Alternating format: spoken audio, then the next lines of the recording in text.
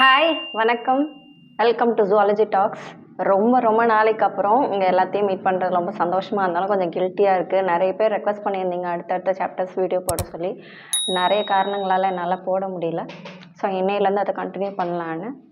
Okay, so தொடர்ந்து முன்னே இருந்த மாதிரியே அதே சப்போர்ட் உங்ககிட்டேருந்து நான் எக்ஸ்பெக்ட் பண்ணுறேன். உங்கள் ஃப்ரெண்ட்ஸ் அண்ட் உங்களுக்கு தெரிஞ்ச ஸ்டூடெண்ட்ஸுக்கு ஜுவாலஜியில் இன்ட்ரெஸ்ட் இருக்கவங்களுக்கு இந்த வீடியோஸை ஷேர் பண்ணுங்கள். அதுக்கப்புறம் சப்ஸ்கிரைப் பண்ணாமல் பார்த்துட்ருக்கவங்க please do subscribe and watch. சரி, வீடியோக்குள்ளே போயிடலாமா? இன்றைக்கி நாம் பார்க்க போகிறது 12th ஸ்டாண்டர்ட் ஜுவாலஜியில் இருக்க ஒரு டாபிக், பயாலஜி அண்ட் பயோஜாலஜி அண்ட் ஜுவாலஜி. ஓகேங்களா? போகிறோம். எந்த டாபிக் பார்க்க போகிறோம் அப்படின்னா, செகண்ட் சாப்டரில் maintenance of pregnancy and embryonic development அப்படிங்கிற டாபிக் தான். சில ஸ்டூடெண்ட்ஸ்க்கு இந்த டாபிக் ரொம்ப வேகாக இருக்க மாதிரி ஃபீல் பண்ணுவாங்க. ஆக்சுவலி ரொம்ப சிம்பிளான ஒரு டாபிக். சரிங்களா? ஸோ நம்ம படிக்கும் போதே நம்ம மைண்டு ரொம்ப கஷ்டம் அப்படிங்கிறத செட் பண்ணிக்காதீங்க. 2லேருந்து 3 டைம் அந்த பேராகிராஃபை வாசிச்சிங்கன்னா உங்களுக்கு ஆட்டோமேட்டிக்காக அது அண்டர்ஸ்டாண்ட் ஆகிடும். அதுக்கப்புறம் உங்களுக்கு அது ரொம்ப பெரிய கஷ்டமாக தெரியாது. Size and length of the paragraph வச்சுட்டு எந்த சப்ஜெக்ட்லேயும் எந்த ஒரு ஆன்சரையும் இல்லை எந்த ஒரு பார்ட் ஆஃப் த சாப்டரையும் நீங்கள் ஒதுக்காதீங்க. ஓகே, டாபிக்ல போகலாமா? So maintenance of pregnancy and embryonic development. அதாவது நம்ம போன டாபிக் என்ன அப்படின்னா ஃபர்டிலைசேஷன் அண்ட் இம்ப்ளான்டேஷன். பார்க்காதவங்க வீடியோ பிளேலிஸ்ட்டில் இருக்குது, நான் டிஸ்கிரிப்ஷனில் லிங்க் போடுறேன், பாருங்கள். ஸோ ஃபர்டிலைசேஷன் நடந்து எப்படி யூட்ரைன் வாலில் போய் அந்த எம்ப்ரியானிக் டிஷ்யூ இம்ப்ளான்ட் ஆகுது அப்படிங்கிறத பார்த்தோம். இந்த இம்ப்ளான்ட் ஆனதுக்கப்புறம் என்ன நடக்க போகுது, எப்படி அந்த ப்ரெக்னன்சி மெயின்டைன் ஆக போகுது, அதுக்கப்புறம் எம்ப்ரியானிக் டெவலப்மெண்ட் எப்படி நடக்க போகுது அப்படிங்கிறது தான் இந்த டாப்பிக்கில் நாம் பார்க்க போகிறோம். சரிங்களா? ஸோ ஃபஸ்ட்டு ஓகே, நமக்கு தெரியும் பிளாஸ்டுலா அப்படிங்கிற ஒரு ஸ்டேஜில் தான் இந்த எம்ப்ரியோ இருக்குது. அதுதான் ஃபெலோபியன் டியூப்லேருந்து ரோல் டவுன் ஆகி யூட்ரைன் வாலில் போய் இம்ப்ளான்ட் ஆகுது. ஸோ இந்த பிளாஸ்டுலா அப்படிங்கிறது என்ன, ஒரு single layer of ball of cells. அப்படின்னா ஒரு ஹாலோ பால் அப்படின்னு சொல்லலாம். ஹாலோ பால்னா என்ன, ஒரு ரப்பர் பந்து மாதிரி. அந்த வெளியில் இருக்க ரப்பர் கோட்டிங் ஒரு லேயர் ஆஃப் செல்ஸ்ன்னு வச்சுக்கிட்டோம் அப்படின்னா உள்ளே இருக்க அந்த ஸ்பேஸை ஹாலோ ஆர் எம்டி ஸ்பேஸ் அப்படின்னு சொல்கிறோம். அதை தான் ஹாலோ பால் அப்படின்னு சொல்கிறோம். அப்படின்னா என்ன அர்த்தம், உள்ளார எந்த செல்ஸும் இல்லை. பட் இந்த பிளாஸ்டுலா ஆர் த பிளாஸ்டோசிஸ்ட் ஸ்டேஜில் இன்னர் செல் மாஸ்ன்னு ஒரு மவுண்டன் ஆஃப் செல்ஸ் மாதிரி இருக்குது. 20 to 30 செல்ஸ் இருக்குன்னு நம்ம பார்த்தோம் இல்லைங்களா?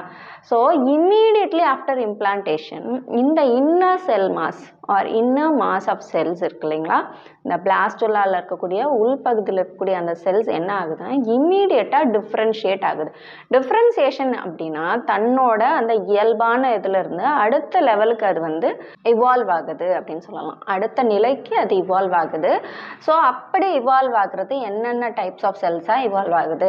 ஸோ அந்த இன்னர் செல் மாஸில் 2 டைப் ஆஃப் செல்ஸாக அது இவால்வ் ஆகுது ஆர் டிஃப்ரென்ஷியேட் ஆகுது. ஓகேங்களா? ஒரு செல்லுலேருந்து 2 விதமான செல்ஸாக ஃபார்ம் பண்ணுது. என்னென்ன அப்படின்னா எப்பிபிளாஸ்ட் அண்ட் ஹைப்போபிளாஸ்ட். எப்பி அப்படின்னாலே மேலே இருக்கிறது. ஸோ இன்னர் செல் மாஸோட மேல் பகுதியில் எப்பிபிளாஸ்டும், அதுக்கு அடுத்தபடியாக கீழே ஹைப்போபிளாஸ்டும் இருக்குது. ஹைப்போனாவே கீழேன்னு நமக்கு தெரியும். ஸோ ஹைப்போபிளாஸ்டும் இருக்குது. So epiblast and hypoblast. சரிங்களா?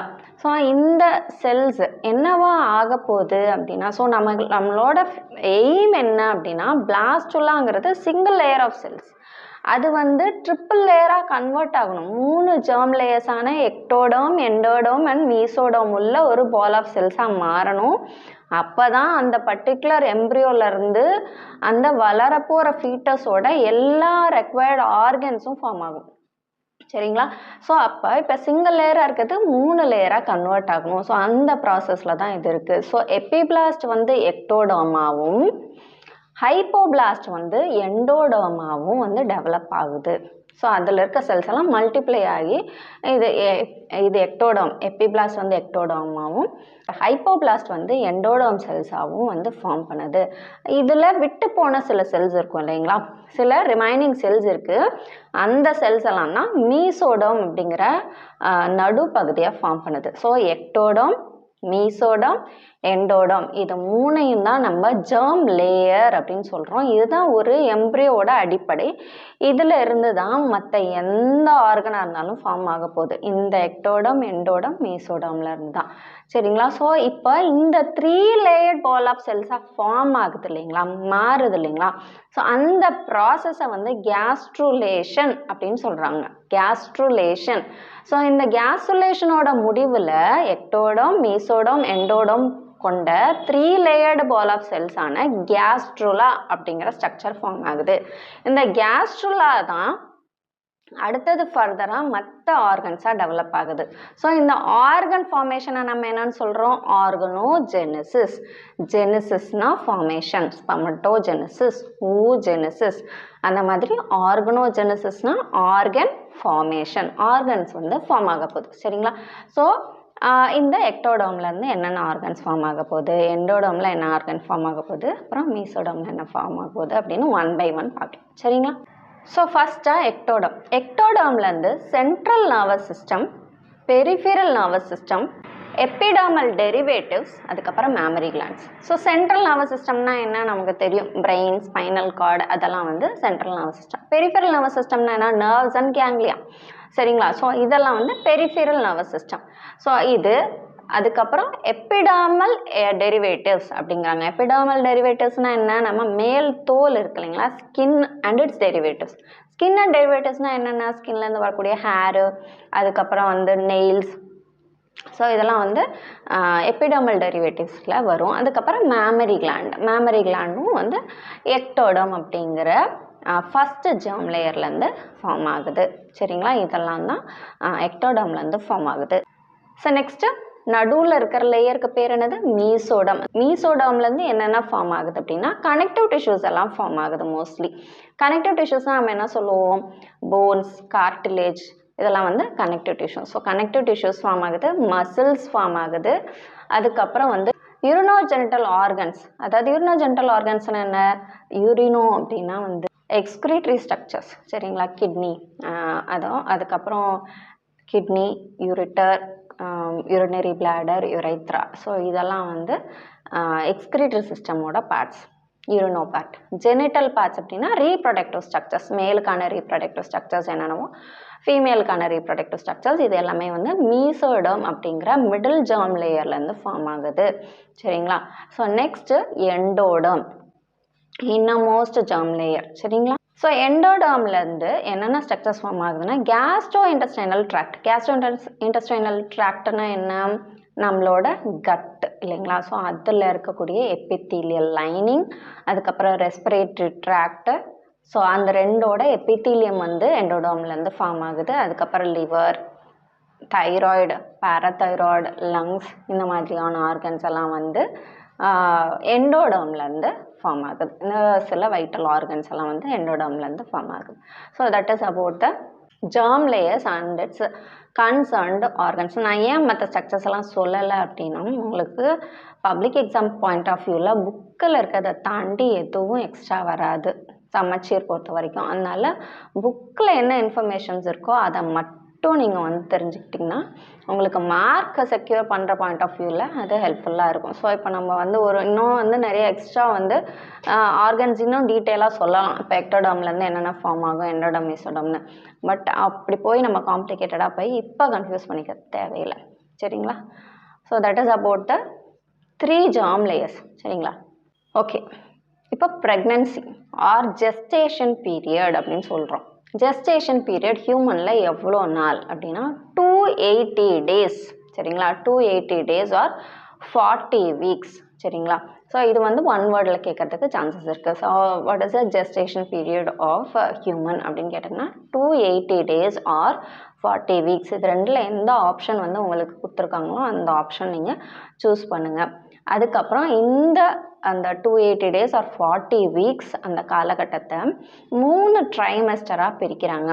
ட்ரைமெஸ்டர் அப்படின்னா ஒரு ட்ரைமெஸ்டர்லேயும் 3 மாதங்கள் இருக்குது. இப்போ 3 ட்ரைமெஸ்டர்னால் டோட்டலி 9 months.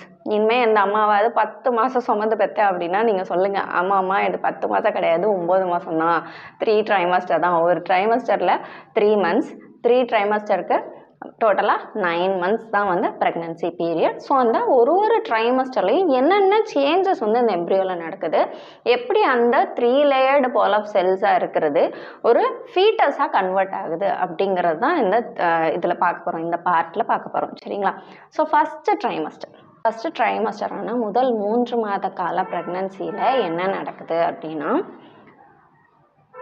ஆர்கனோஜெனசிஸ் நடக்குது. ஆர்கனோஜெனசிஸ்னால் நமக்கு தெரியும் ஆர்கன் ஃபார்மேஷன் நடக்க போகுது. ஸோ என்னென்ன முக்கியமான ஆர்கன்ஸு நீங்கள் HL3E அப்படின்னு ஞாபகம் வச்சுக்கோங்க, அந்த ஆர்டரில் கொடுத்துருக்காங்க. ஹார்ட், லிம்ஸ், லிவர், லங்ஸ், அதுக்கப்புறம் எக்ஸ்டர்னல் ஜெனிட்டாலியா. சரிங்களா? ஹார்ட்னா நமக்கு தெரியும், லிம்ஸ்னா கை கால், இது 2 ஃபார்ம் ஆகுது. லிவர் அண்ட் லங்ஸ் நமக்கு தெரியும், லிவர் வந்து லார்ஜஸ்ட் கிளாண்ட், அதுக்கப்புறம் லங்ஸ் ரெஸ்பிரேட்டரி ஸ்ட்ரக்சர், அதுக்கப்புறம் எக்ஸ்டர்னல் ஜெனிட்டாலியா அப்படிங்கன்னா ரீப்ரொடக்டிவ் சிஸ்டத்தோட எக்ஸ்டர்னல் ஸ்ட்ரக்சர். இப்போ வந்து மேல் பேபி ஃபீமேல் பேபினா பிறந்தோன்னே எப்படி பார்க்குறோம், அவங்களோட அந்த பிறப்புறுப்பு வச்சு பார்க்குறோம் இல்லையா, அந்த பிறப்புறுப்புக்கு தான் எக்ஸ்டர்னல் ஜெனிட்டாலியா அப்படின்னு இங்கிலீஷ் நம்ம சொல்கிறோம். ஸோ இந்த ஸ்ட்ரக்சர்ஸ் எல்லாம் ஃபஸ்ட்டு ட்ரைமஸ்டரில் முதல் 3 மாதங்களில் ஃபார்ம் ஆகுது. செகண்ட் ட்ரைமஸ்டர், அதாவது 4th, 5th and 6th month, 4, 5 and 6th monthல என்னென்ன ஸ்ட்ரக்சர்ஸ் ஃபார்ம் ஆகுது, என்னென்ன சேஞ்சஸ் நடக்குது அப்படின்னா ஃபேஷியல் ஃபீச்சர்ஸ் எல்லாமே ஃபார்ம் ஆகிடுதான். ஐ லேஷஸ்ஸு, அதுக்கப்புறம் வந்து ஐலிட்ஸு, கண் வந்து சிமிட்டுறது. ஸோ இந்த ஸ்ட்ரக்சர்ஸ் எல்லாம் வந்து செகண்ட் ட்ரைமஸ்டரில் வந்து ஃபார்ம் ஆகுது. ஸோ இது ஃபேஷியல் ஃபீச்சர்ஸ் பொறுத்த வரைக்கும். அடுத்தது வந்து மசில் டெவலப்மெண்ட்டு, போன்ஸ் வந்து ஃபார்ம் ஆனது வந்து இன்னும் கொஞ்சம் ஹார்டன் ஆகுறது, அதுக்கப்புறம் பாடி ஃபுல்லாக வந்து அந்த தின் ஃபைன் ஹேர்ஸ் வந்து ஃபார்ம் ஆகுது. மேமல்ஸ்னாவே நமக்கு எக்ஸ்டர்னல் ஸ்கின் ஃபுல்லாக வந்து ஃபைன் ஹேர் வந்து கவர் பண்ணியிருக்கோம் இல்லைங்களா. ஸோ அதெல்லாமே வந்து செகண்ட் ட்ரைமஸ்டரில் ஃபார்ம் ஆகுது. ஸோ இது ஆல்மோஸ்ட் எல்லா ஸ்ட்ரக்சர்ஸுமே வந்து ஃபஸ்ட் அண்ட் செகண்ட் ட்ரைமஸ்டரில் ஃபார்ம் ஆகிடும். அது கொஞ்சம் மெச்சூர் ஆகிறது அந்த மாதிரிலாம் வந்து தேர்டு ட்ரைமஸ்டரில் நடக்கும். ஸோ தேர்ட் ட்ரைமஸ்டர் பொறுத்த வரைக்கும் ஃபீட்டஸ் ஃபுல்லி டெவலப்டாக இருக்கும், ரெடியாக இருக்கும். அது வந்து அந்த ஹார்மோனல் சேஞ்சஸ் நடந்து எப்போ வந்து மதரோட யூட்ரஸ்லேருந்து வெளியில் வரலாம் அப்படின்னு சொல்லிட்டு till they get delivered they will be fully ready. So அதுதான் வந்து தேர்டு ட்ரைமஸ்டர் பொறுத்த வரைக்கும். ஸோ இதுதான் வந்து 3 ட்ரைமஸ்டரில் நடக்கக்கூடிய சேஞ்சஸ், எம்ப்ரியானிக் டெவலப்மெண்ட். சரிங்களா? ஸோ இதுக்கு இடையில ஒரு பார்ட் என்ன கொடுத்துருப்பாங்க அப்படின்னா எக்ஸ்ட்ரா எம்ப்ரியானிக் மெம்பரேன். இது தனியாக ஒரு கொஷினாக கூட கேட்கலாம். இந்த இடத்துல வந்து கொஞ்சம் கண்டினியூஸாக இருக்கணும்ன்ட்டு நான் இந்த பார்ட்டை வெளியே எடுத்துட்டேன். ஸோ எக்ஸ்ட்ரா எம்ப்ரியானிக் மெம்பரேன் அப்படின்னா என்னென்னா, இந்த எம்ப்ரியோ வளரும் போது எம்ப்ரியோவை சுற்றி இருக்கக்கூடிய ஒரு 4 மெம்பரைனை தான் வந்து எக்ஸ்ட்ரா எம்ப்ரியானிக் மெம்பரைன் அப்படின்னு சொல்கிறோம். என்னென்ன அப்படின்னா ஆம்னியான், கோரியான், அலன்டாய்ஸ், யோக்சாக் அப்படின்னு 4 மெம்பரைன். Amnion, யோக்சாக், chorion, அலன்டாய்ஸ். ஸோ இதோட மெயின் பர்பஸ் ஜென்ரலாக என்ன அப்படின்னா, உங்களுக்கு தெரியும் உள்ளார வந்து ஃபுல்லாக ஃப்ளூயிட் இருக்கும். அந்த ஃப்ளூயிடில் தான் வந்து இந்த ஃபீட்டஸ் வந்து டெவலப் ஆகிட்ருக்கும். ஸோ டோட்டலாக அந்த ஃபீட்டஸ் வந்து டெசிகேட் ஆகாமல் இருக்கிறதுக்கு அப்படின்றாங்க. டெசிகேஷன் அப்படின்னா காஞ்சி போயிடாமல் இருக்கிறதுக்காக, அதுக்கப்புறம் வந்து மெக்கானிக்கல் ஷாக்லேருந்து ப்ரொடெக்ட் பண்ணுறதுக்கு, டெம்பரேச்சர் ரெகுலேஷன் பண்ணுறதுக்கு, உங்களுக்கு nutrient exchange, removal of excretory substances, so gaseous exchange, இந்த மாதிரியான வைட்டல் ஃபங்க்ஷன்ஸ் எல்லாம் வந்து டேக் கேர் பண்ணுறது தான் இந்த எக்ஸ்ட்ரா எம்ப்ரியானிக் மெம்பரைனோட மெயின் ஃபங்க்ஷனாக சொல்கிறாங்க. ஸோ இதில் நம்ம ஒவ்வொரு எக்ஸ்ட்ரா எம்ப்ரியானிக் மெம்பரைனாக பார்க்கலாம். சரிங்களா? ஃபஸ்ட்டு இருக்கிற எக்ஸ்ட்ரா எம்ப்ரியானிக் மெம்பரைன் என்ன அப்படின்னா ஆம்னியான். ஆம்னியான் அப்படிங்கிறது ஒரு டபுள் லேயர்ட் மெம்பரைன். அது ஒரு டிரான்ஸ்லூசன்ட் மெம்பரைன் அப்படின்றாங்க. உங்களுக்கு தெரியும் டிரான்ஸ்லூசன்ட் அப்படிங்கிறது டிரான்ஸ்பெரண்ட்டுக்கு ஆப்போசிட்டான டேர்ம். ஸோ அந்த டிரான்ஸ்லூசன்ட் மெம்பரைனுக்குள்ளே என்ன இருக்கும் அப்படின்னா ஆம்னியாட்டிக் ஃப்ளூயிட் இருக்கும். சரிங்களா? இந்த ஆம்னியாட்டிக் ஃப்ளூயிடுக்குள்ளார தான் வந்து அந்த ஆம்னியாட்டிக் மெம்பரைனுக்குள்ளார ஆம்னியாட்டிக் ஃப்ளூயிட் இருக்கும். அந்த ஃப்ளூயிடில் தான் வந்து உங்களுக்கு அந்த எம்ப்ரியோ வந்து இருக்கும். ஸோ இதோட மெயின் பர்பஸ் என்ன அப்படின்னா it will provide a medium for the existence of the embryo. Embryo வந்து அதில் நீந்திட்டோ அதில் சுற்றி வர்றதுக்கோ ஒரு மீடியமாக இந்த ஆம்னியான் அந்த ஆம்னியாட்டிக் ஃப்ளூயிட் இருக்குது. அதுக்கப்புறம் இது மெயினாக வந்து அந்த தண்ணி இருக்கிறதுனால அது மெக்கானிக்கல் ஷாக் ஆர் இன்ஜுரியிலேருந்து ஃபீட்டஸ் வந்து ப்ரொடெக்ட் பண்ணுது. அம்மா ஏதாவது வேகமாக எழுந்திரிச்சாங்களோ, எங்கேயாவது இடிச்சுக்கிட்டாங்களோ, கீழே விழுந்துட்டாங்களோ, அது இம்மீடியட்டாக ஃபீட்டஸ் அஃபெக்ட் பண்ணிடாமல் இருக்கிறதுக்கு இது மெயின் ரோல் ப்ளே பண்ணுது. அப்புறம் டெம்பரேச்சர் மெயின்டெனன்ஸையும் மெயினாக வந்து டேக் கேர் பண்ணுது. நெக்ஸ்ட்டு மெம்பரைன் வந்து என்ன அப்படின்னா யோக்சாக். யோக்சாக் தான் வந்து ஒரு earliest source of blood cells and blood வெசல்ஸ்ன்னு சொல்கிறாங்க. அதாவது முதல்ல அந்த ஃபீட்டஸ்க்கு எங்கேருந்து பிளட் செல்ஸ் ஃபார்ம் ஆகும், எப்படி பிளட் வெசல்ஸ் வந்து எந்த இடத்துலேருந்து உருவாகும் அப்படின்னு பார்த்தோம்னா யோக் சாக்ல இருந்து தான் ஃபார்ம் ஆகுது அப்படின்னு சொல்கிறாங்க.